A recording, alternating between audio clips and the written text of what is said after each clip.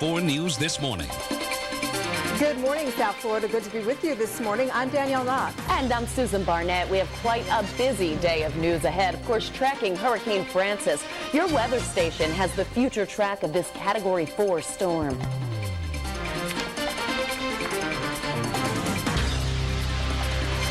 We will also have a look at what you should be doing to get ready for the storm right now. People in the Bahamas bracing for the storm as Francis moves closer. Now we have team coverage as you get ready. Meanwhile, two contenders get ready for a runoff in the race to be Miami-Dade's new mayor. Then Betty Castor and Mel Martinez grabbed the nominations in the run for the U.S. Senate. We have the latest on all the winners in campaign 2004.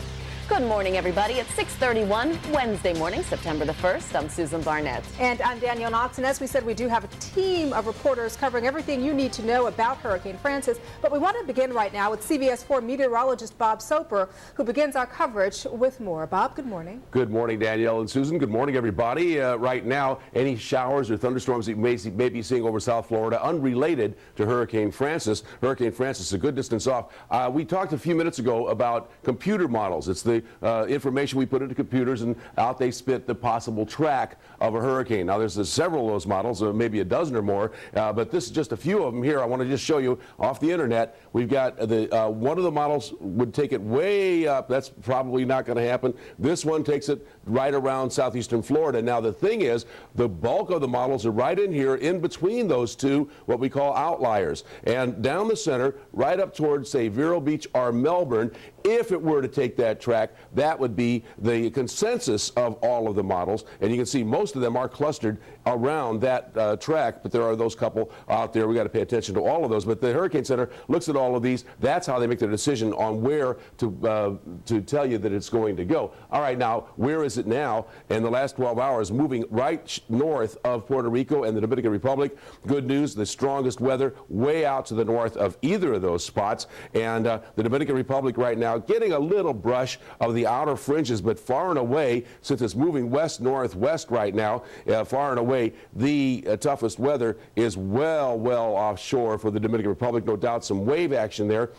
I got a report from Santo Domingo, which is down in here at west-southwest winds at 13 miles per hour. So that's the backside of the storm. Puerto Plata is reporting light rain. Puerto Plata right in here around, that's near Teeth of the Dog, the golf course there anyway. Santo Domingo, this Puerto Plata, southeast winds at 9.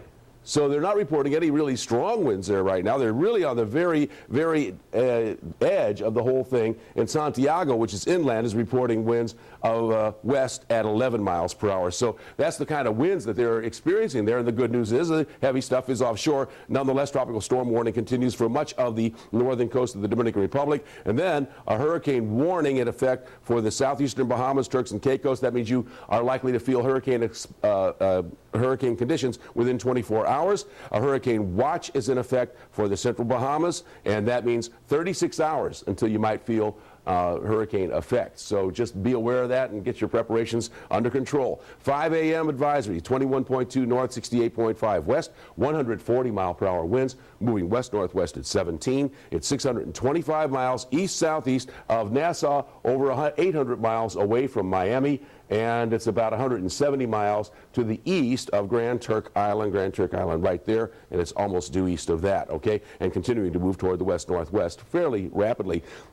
What's going to happen is it's going to move about at that pace for the next couple of days, but then between Friday morning and Saturday morning, you can see the distance here. It grows, and that means it's slowing down a little bit. So it's slower movement once it gets over the Bahamas, the central Bahamas, sometime overnight or in the morning on Friday. By the way, we may be under a hurricane watch in South Florida as soon as tonight, because they would want to put that out early enough so that more people get aware of what's going on. But that hurricane watch would probably go up either tonight or first thing in the morning for Thursday morning. What would that be? That'd be tomorrow. tomorrow morning. Yeah, that'd be Thursday morning. And then on the morning on Saturday, moving on shore in the central part of the state, but it could be as far to the north as south of Jacksonville, as far to the south as the Keys. So there's a real iffy situation here. The farther out you go, the harder it is to predict landfall. So that's why the cone grows here even through Monday. You can see it probably would not be anything more than a weak system by the time it gets up in that neighborhood, but even so, a rainmaker and some possible pretty good winds. Now, a low pressure dip right now, and that's starting to erode this ridge of high pressure, which is now moving the storm toward the west-northwest out in the Atlantic. Weakening here as that upper level low and the low, that dip in the jet stream, as that moves through here, that weakens this. So what does that do? That allows the alley to be created and continue to be created for this to move more toward the west-northwest. We don't think northwest, probably more west-northwest. Then, after that dip goes by, does that ridge get stronger? How strong does it get? And this stronger flow right here. All those combined may keep Francis away from southeastern Florida, but we'll have to keep an eye on it, and you have to keep an eye on it as well. We'll give you more information as the morning goes on. And now to Pamela Wright with the local weather. Hi there. This morning we have had some downpours around, but here's a beautiful view across Fort Lauderdale looking all the way out over the ocean. Temperatures in the upper 70s to low 80s this morning. Warm, warm, warm out there. Truly tropical. A spinning system over us bringing those downpours overnight, and later this afternoon we will expect to see more storms around. As far as any effects from Francis, depending on the track, we will talk about the timing of that coming up locally in just a few minutes. Water vapor imagery. We do have plenty of moisture around to fire things up, but certainly in the big picture, it's about the big storm. See you in a bit. Pamela, thanks. Now our team coverage moves to the National Hurricane Center. CBS 4's Yusila Ramirez standing by with more on how to get ready for the storm. Yusila. Well, we've been telling you all morning long that the National Hurricane Specialists here at the National Hurricane Center have been keeping a very close eye on Hurricane Francis. Right now, I'm joined live by Dr. Jack Bevan, who will basically break it down for us and tell us what does this mean for Florida. And you mentioned earlier, no one in Florida is in the clear. That's correct. The hurricane is moving west-northwestward in the general direction of the Florida Peninsula. Now, our forecast track currently would take the center of the hurricane up somewhere between Palm Beach and Melbourne. However, if the storm veers a little to the left of the forecast track, it could score a direct hit in southeastern Florida, possibly as early as Friday.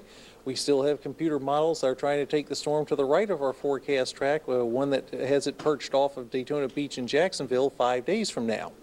So there's a large amount of uncertainty on the exact track of the storm as it approaches Florida. We know it's going to go west-northwest. There's no other real good option here because the high-pressure ridge to the north is steering it along. But whether it's going to go west-northwest along our forecast track, west-northwest a little bit to the south of it or a little bit to the north of it, that we can't tell for sure. And because of that, timing is of the essence, which is what you were saying. If it's heading to the southeast portion of the state, That's correct. If it's coming to southeast Florida, it will probably arrive on Friday. So people need to be ready to prepare, need to be ready to go, because you've only got today and tomorrow. Friday, the weather will be too bad to do any preparations because that'll be the actual arrival of the storm. And right now, people need to be reviewing their preparedness plan. There's a chance that later in the day we will be having watches and warnings issued for portions of southeastern Florida, and there may be evacuation orders and the like from the emergency managers. People need to know where to go, what to do. So local and county emergency officials are also poised and ready for the long haul here. That'd be my guess. I haven't talked to them, but I'm pretty sure they're gearing up just like we are. Great. Thank you very much, which is, again, the advice that we've been giving folks for the last couple of days. And we have noticed that more and more South Floridians are taking this hurricane seriously, and they are getting ready. The discussion is going on with everybody for 2 days already, you know, and everybody in the building talk, what are you going to do? Are you going to stay? Are you leave?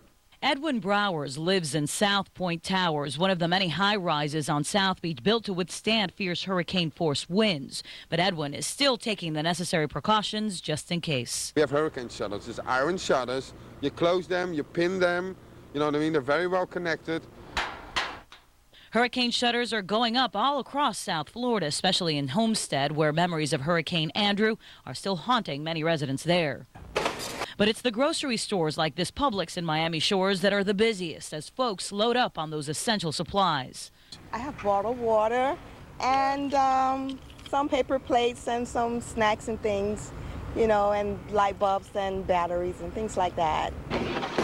Then there are those who don't have hurricane shutters. They were busy yesterday loading up on plywood. You have to take precautions. I've lived in Florida most of my life and seen them come, seen them go, and when they come, it's never good.